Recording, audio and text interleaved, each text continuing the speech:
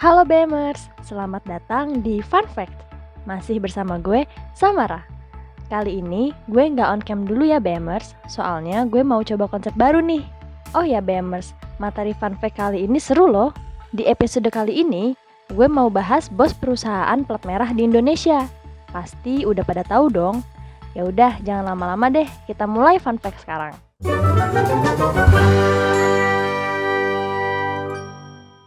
Pemberitaan soal pengangkatan personil Slank bernama Abdi Negara Nurdin alias Abdi Slank sebagai komisaris Telkom menuai banyak pro dan kontra nih BMers. Nah, Abdi Slank dipilih sebagai komisaris Telkom salah satunya dari orang ternama yang menjabat di pemerintahan. Pasti kalian udah tahu deh. Yaps, Menteri BUMN Erick Thohir. Kira-kira apa ya alasan Mas Menteri ini mengangkat Abdi Slank sebagai komisaris Telkom? Eits, tapi sebelum ke situ, kayaknya kalian juga harus tahu deh fakta-fakta soal Mas Menteri yang satu ini.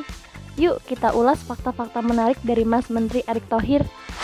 Pria kelahiran Jakarta 30 Mei 1970 ini merupakan putra dari pengusaha sukses di tanah air BMers, yaitu Teddy Thohir. Teddy Thohir merupakan pendiri PT Trinugraha Thohir yang memiliki berbagai anak perusahaan di bidang sumber daya alam, properti, otomotif, media, hingga restoran. Ayahnya Mas Menteri ini juga pernah menduduki jajaran orang terkaya di Indonesia loh BMers. Erick Thohir merupakan sarjana dari Glendale University, Amerika Serikat. Selanjutnya, ia melanjutkan program masternya di Universitas Nasional California, Amerika Serikat dan lulus di tahun 1993 dengan jurusan Business Administration. Sebelum menduduki kursi di bangku pemerintahan Indonesia nih BMers, Mas Menteri ini terkenal sebagai pengusaha yang sukses. Ia adalah pendiri perusahaan Mahaka Group yang merupakan induk perusahaan yang fokus di bidang bisnis media dan entertainment. Ada berbagai unit usaha yang dimiliki oleh Mahaka Group ini loh BMers. Misalnya nih di bidang penyiaran BMers seperti Gen FM dan Jak FM, Jak TV, serta media luar ruang Mahaka Advertising. Tak hanya di bidang penyiaran BMers, ia juga memiliki unit usaha di bidang penerbitan, yaitu Harian Republika, Golf Digest, serta pemesanan dan penjualan tiket digital yakni rajakartis.com. Nah, yang membuat nama Mas Menteri ini melejit nih BMers, salah satunya dikala ia mengakuisisi klub sepak bola Serie A Italia, yaitu Inter Milan. Yaps, Erick Thohir mengakuisisi klub raksasa Serie A tersebut pada 15 Oktober 2013 BMers. Pada klub tersebut, Erick Thohir memiliki saham mayoritas dengan persentase 70% atau senilai 250 juta euro. Kemudian, di 15 November 2013, Erick Thohir dipercaya sebagai Presiden Inter Milan ke-21 menggantikan Massimo Moratti.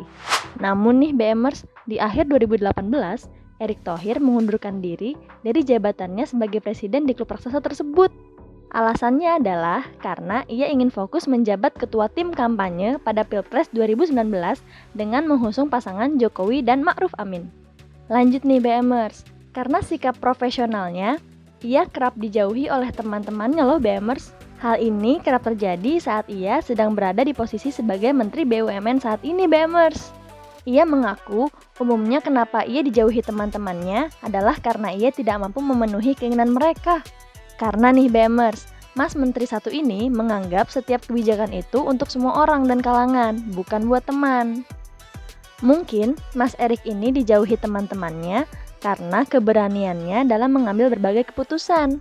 Emang apa aja ya keputusan Mas Menteri ini yang bisa dibilang cukup berani? Pertama, melakukan perampingan di berbagai perusahaan badan usaha milik negara yang tadinya perusahaan plat merah tersebut memiliki 142 BUMN, kini menjadi 41 BUMN.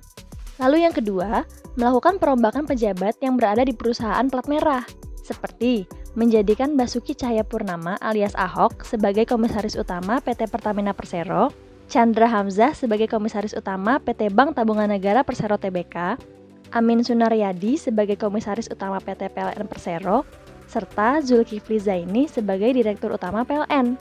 Ketiga, melarang setiap perusahaan BUMN membagikan atau memberikan souvenir dalam setiap penyelenggaraan RUU PS alias Rapat Umum Pemegang Saham.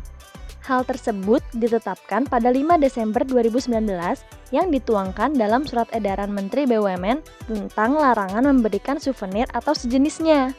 Tujuannya untuk efisiensi dan penghematan biaya operasional agar dapat mewujudkan good corporate governance pada Persero dan Perum. Keempat, memberhentikan I Gusti Ngurah Askara atau biasa disapa Ari Askara dari jabatannya sebagai Direktur Utama PT Garuda Indonesia Tbk. Hal ini dikarenakan keterlibatan Ari dalam kasus penyelundupan komponen motor besar Harley Davidson. Kelima, Erick Thohir pecat seluruh Direksi Kimia Farma Diagnostika.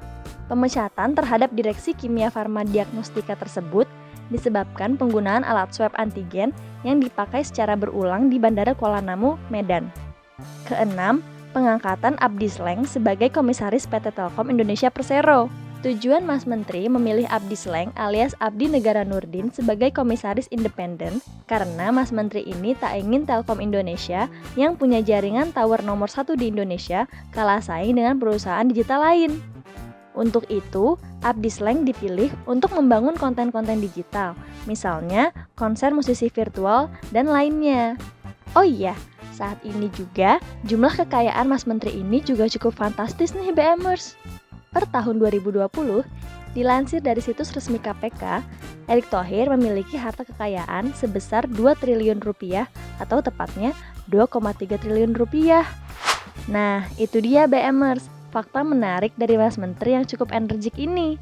Kira-kira mau bahas fun fact soal apa lagi nih BMers? Komen di bawah ya BMers, sampai jumpa!